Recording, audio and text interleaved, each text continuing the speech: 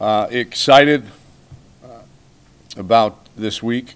It's a little bit different feel on a Monday with practice today. This is, in our world, football-wise, we just think in terms of the game week.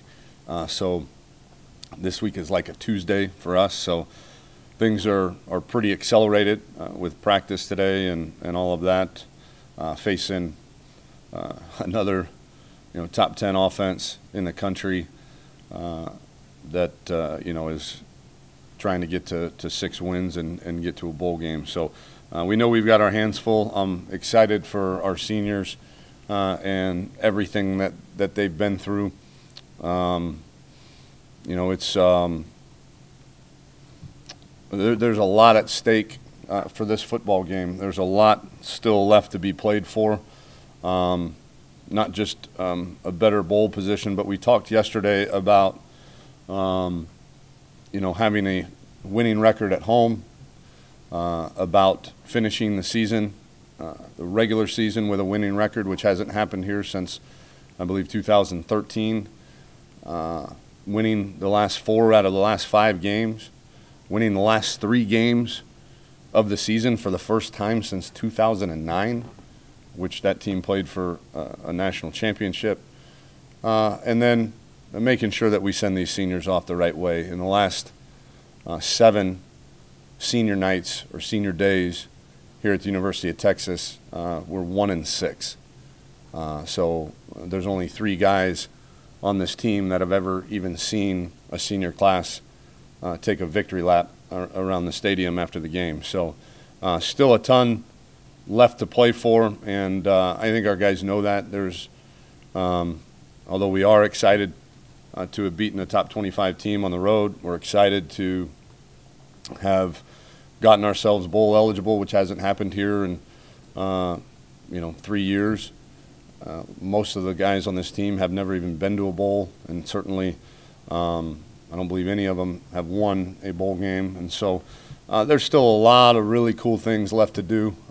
If we win this one and win the bowl game, that's winning whatever it would be, 5 out of the last 6 games, and really talk to our guys about leaving your legacy and the opportunity to head into the off season with a tremendous amount of momentum, with a tremendous amount of positivity, is something that I think really appeals to these guys, especially these seniors.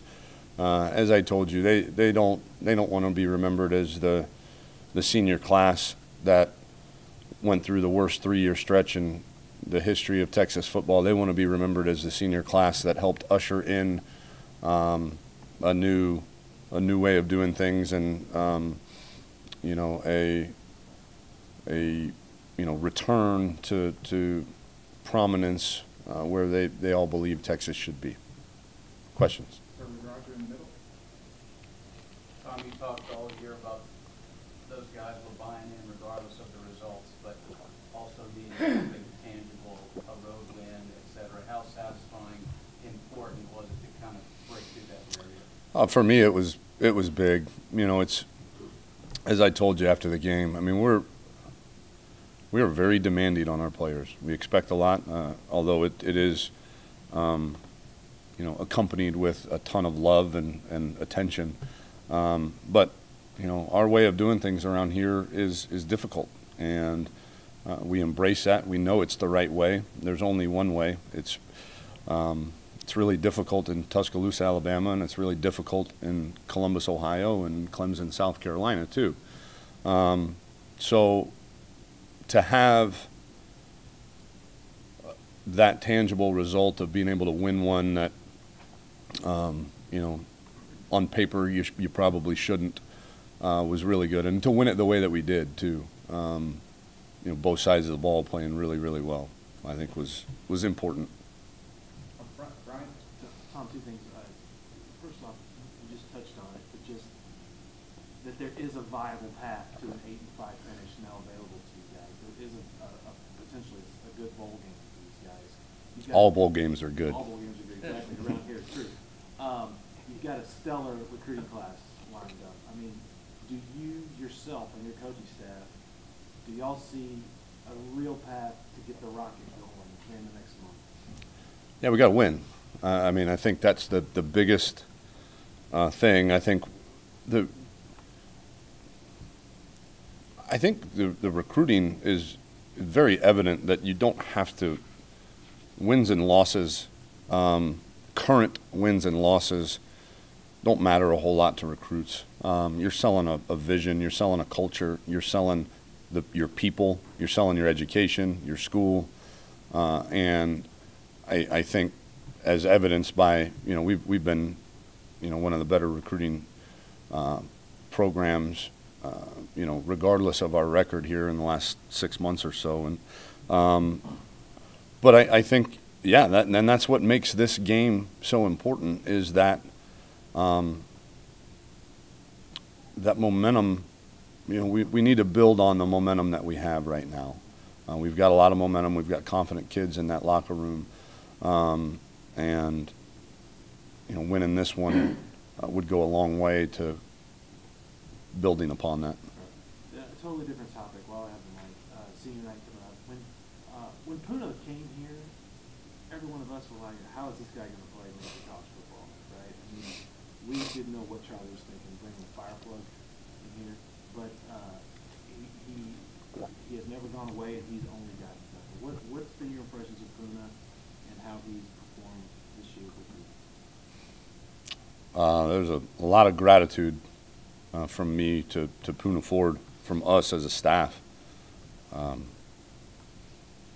You will not find a harder practicing guy on our football team, and that was from day one of spring practice. I wondered too when I saw him. I said, "That's our starting nose guard," And again, I didn't watch any film from last year either. So, but he made a believer out of me very quickly in spring practice, and then I think it's very telling that he finished third on our football team in the captain voting. I mean, this is a guy that is extremely well respected, and it's not because he's a rah-rah guy, and it's not because of how eloquent of a speaker he is. It's because he goes so freaking hard all the time. He's got 2 speeds, off and full, and that's it. And he is a tremendous embodiment of our culture. By all accounts, all of the scouts have told me that he'll be drafted, which is exciting. The last 5'11" nose guard that I remember around here turned out really hard playing kid from not Angleton. Where's Casey from? Hampton. Galveston. He turned out to have a pretty dang good career too. So, just a ton of gratitude between our team, our staff, and myself for Puna and what he's done. Coach, because the team hasn't gone to the bowl game, they've missed those extra practices that you need for the development for at least the last 2 years. So I'm just curious, once you get past Texas Tech, what will those 2 weeks kind of look like? What will it entail? You'll be playing a lot of young players. I'm just kind of curious how you will divvy up those 2 weeks. It's a lot of, having prepared for bowl games as a coordinator and then as a head coach. The first week or so is a lot of, we break it into phases, kind of. Phase 1 is developmental.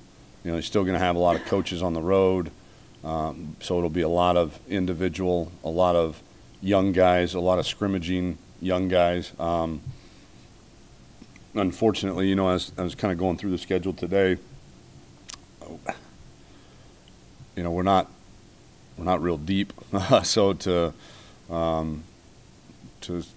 scrimmage a ton, you're going to run out of bodies pretty quickly. So a lot of individual developmental work, fundamentals, to get better at that position. And then you take phase 2 and there's some kind of game prep, and then phase 3 is like a normal game week of getting ready. So it's important, and you talk about, the phase 1 and getting those young players ready. And I called Coach Todd Berry earlier today, really on something separate in regards to, some of these juniors that'll be sending their paperwork into the NFL to be evaluated. Some of these guys won't get that paperwork back until after signing day, this new signing day. And so we've got to do something as an organization, I think, to push the NFL to maybe get that information to our kids a little bit sooner so that we can make informed decisions. But then we started talking about the new redshirt rule that the AFCA is proposing through the oversight committee, which would be, that any kid in any year could play in any 4 games that year and still use it as a redshirt year. And, of course, all of us coaches are in favor of that. Right now we'd be playing Andrew Beck. Think about that. We're down to our 4th string tight end, but because we're saving the year for Andrew's redshirt year, he's cleared. He's been practicing with us, and we can't play him because we want to have him for next year. Kobe Boyce and Montrell Estelle, you saw our corners and where we're at right now. I mean, you think we couldn't Kobe Boyce is going to be a heck of a player here. And to get him those couple games. So I'm excited for that rule, hopefully, to go in place sooner rather than later. I think you'll be able to develop guys even better because they'll be on the varsity, so to speak, maybe the last 4 games instead of scout team and so on and so forth. But to your original question, we'll spend a lot of time early in bowl prep, developmentally and fundamentally. Tom, given your affection for kickers, have you started calling Michael Dickson by name yet?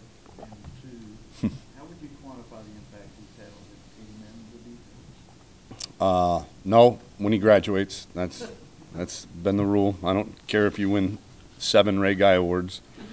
You still play 7 plays a game or whatever it is. How would I quantify his impact? I don't know, Kirk.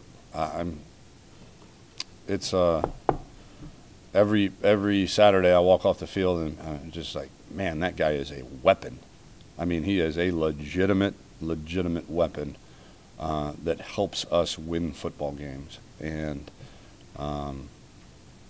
when you got a great one like that, I think we're all seeing, the value of even that position, one that, hey, just catch it and kick it. No, there's a lot more to it. And when you have a great one, how impactful he can be. And what did he have, 4 of 7 down inside the 10 or inside the 20 or something? I mean, it was and then when you are not in a kill situation, when your offense stalls, deep in its own territory, to be able to bomb the 50, 60 yarders. The only way I can describe it is it's rare, and it is a weapon. Tom, with the bowl eligibility now in year 1, what are the things that you feel real good about where you start right stand in terms of the building process? And what are the things that you still are saying, hey, we've got to nail this down?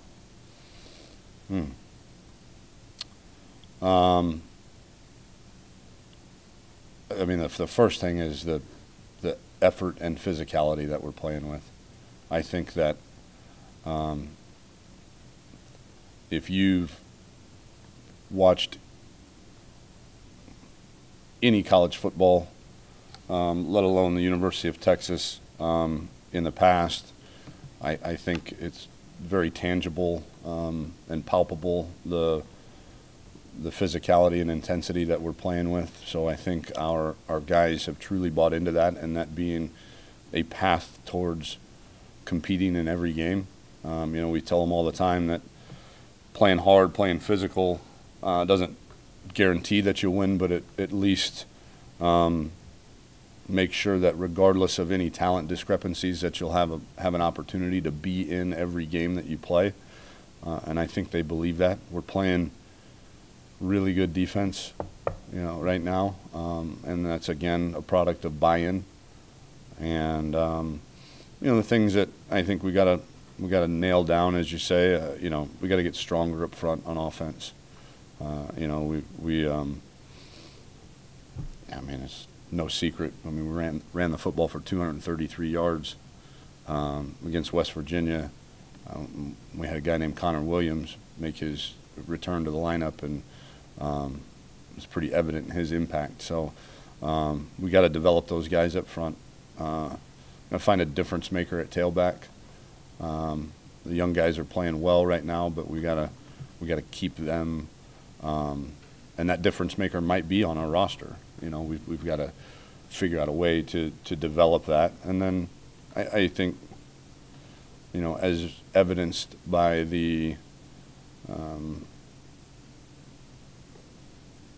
by this league and really in college football in general, what it takes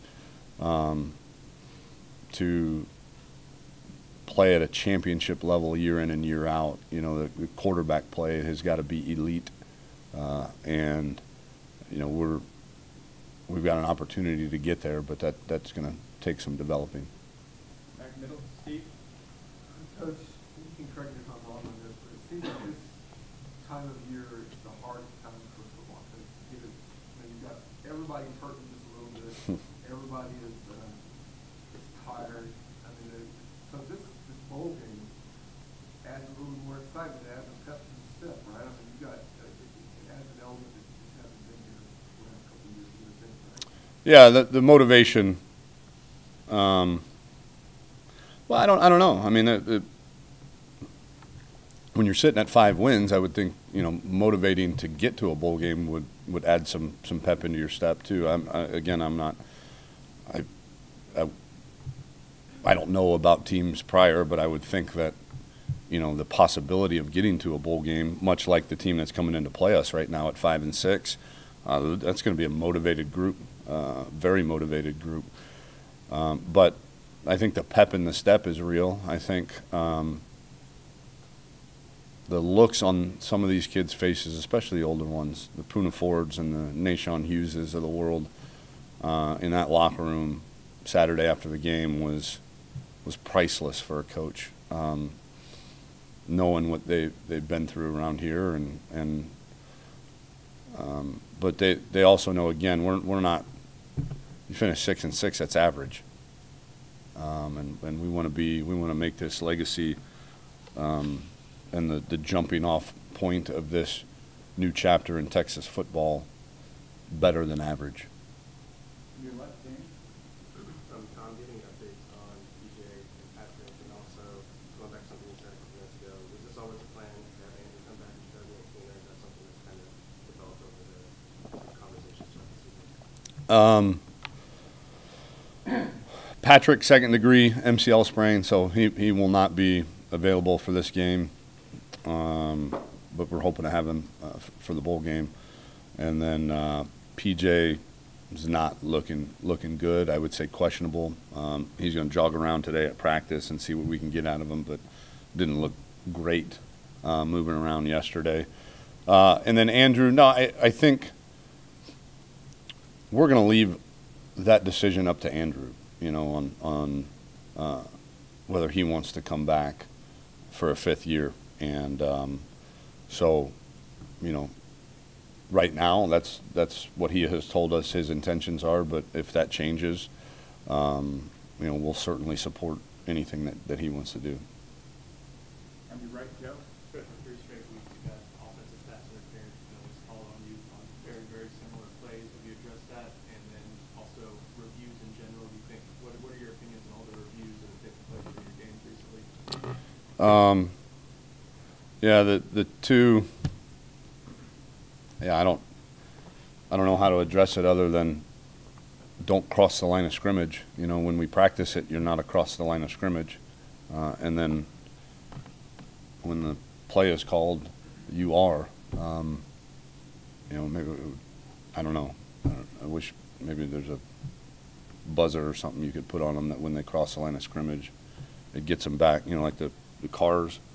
You know, you guys got those new cars now. If you start drifting in the lane, it kind of pulls you back in. I don't know. It's interesting. I had one of our quality control guys look this up. We've thrown 419 passes this year. 419, which is 6th in the Big 12, but only, you know, 30 or 40 behind the next closest one. We've had 2 defensive pass interferences called on opposing defenses. 2. So we're getting a DPI called in our favor when we're on offense 1 out of every 210 pass attempts right now.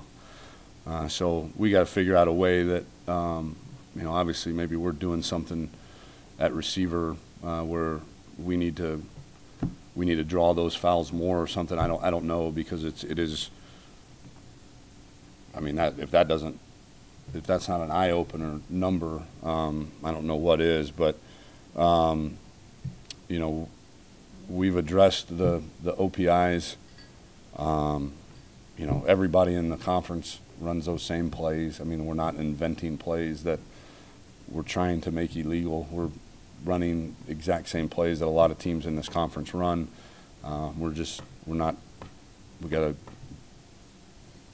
We got to get better at coaching our guys how to execute them better and stay behind the line of scrimmage. Coach, did you take a minute this week to tell your guys, as good as you felt about getting to the bowl game last week, Texas looking to get that same feeling this week, just to make sure they're aware of kind of the situation that this opponent's coming in? We talked about it. You know, we don't spend a whole lot of time ever really worrying about the opponent. You know, we have a phrase around here, you know, your best is good enough. We feel like if we play our best, we play our A game on all 3 sides of the football, that's good enough to win. But we also know that this is going to be a very, very, very highly motivated football team coming in. And so we addressed it, but it won't be something we beat to death, I guess, is the best way to put it. Michael? How has Chris Warren handled the games for the past couple weeks, and what kind of conversations do you think that you have about that? I've had a couple. He's happy. You know, this is a kid that my first few months on the job was, you know, I had a difficult time reading his personality, but just getting to know him a little bit more over the course of these last few weeks and the change of position.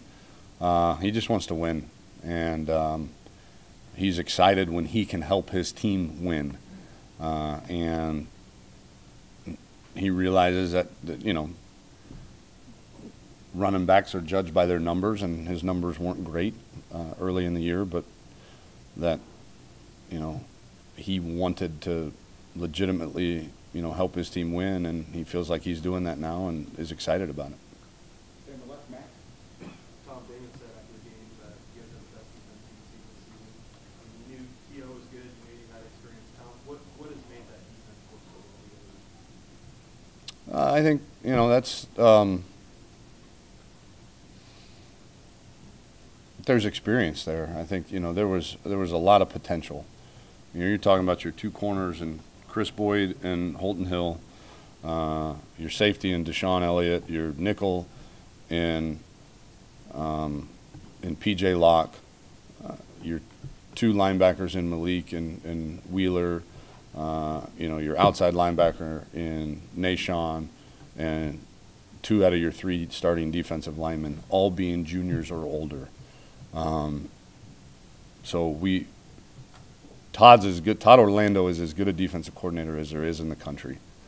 That being said, you know, we had some potential there to work with, and you know, but potential is just a word that means you hadn't done it yet, and so there was a lot of work that went into getting that potential into performance, and a lot of it starts with buy-in. I think a lot of it has to do with the egg that they laid in the first game. As much as we would have wanted to win that game, I think that the silver lining in the way that we played and losing that game was how it affected our defensive players. And the next 10 weeks that they've had, I think, is exemplary of you know, how much they changed after that game. Middle chip? Tom, was that the identity of the offense that you've been looking for? You know, all things considered, if you were healthy, is that what the offense offense would look like all year. Yes. What's your quarterback situation? Did you think it was a good call on Hager, the targeting? I can't comment on whether I thought it was a good call or not. Take me home rendition you heard after the game. Where was that? That wasn't coming from. I don't know. What? Play that for the players. I did not, no.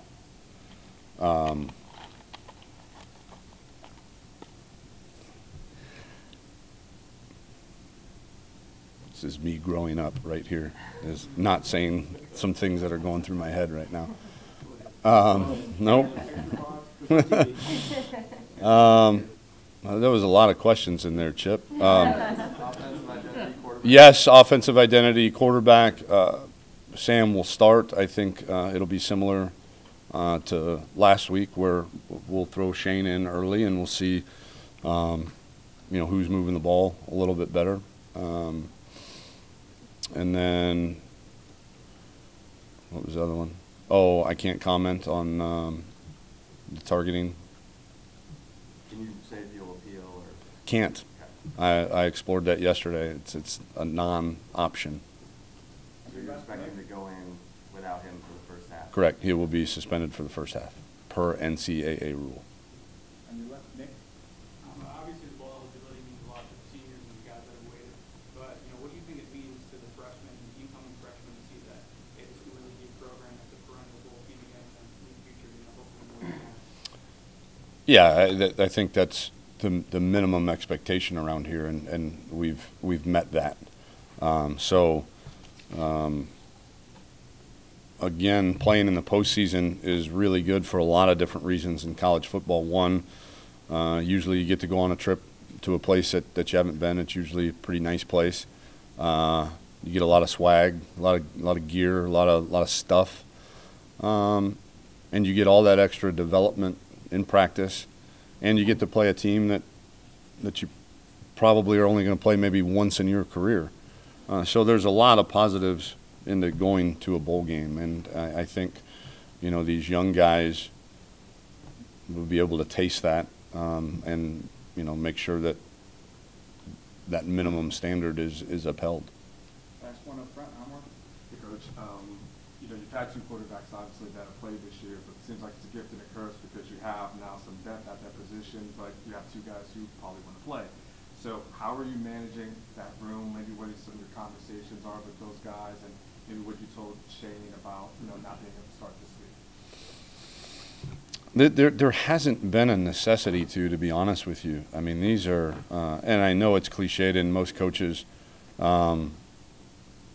that are in this situation probably tell you that it's all sunshine and rainbows anyways, but you guys apparently know more about, the locker room than I do. But it is really a non-issue with those two guys. It's very similar to Chris Warren. They just want to win, and they want to help their team win. And if their team wins and they're not a part of it, so be it. We won. And if the team wins and I am a part of it, then great. Then I feel like I did a great job. And so it's been a non-issue. I suspect, obviously because both of them have started, numerous games. They've started multiple games this season that, it probably, won't even be an issue until, training camp next year, because we got 2 games left. And, I think they both understand that we're going to do whatever it takes to play whoever we feel will give us the best chance to win. And, we'll go duke this thing out again next spring and fall for who is the full-time starter. Thanks, Coach. Thank you.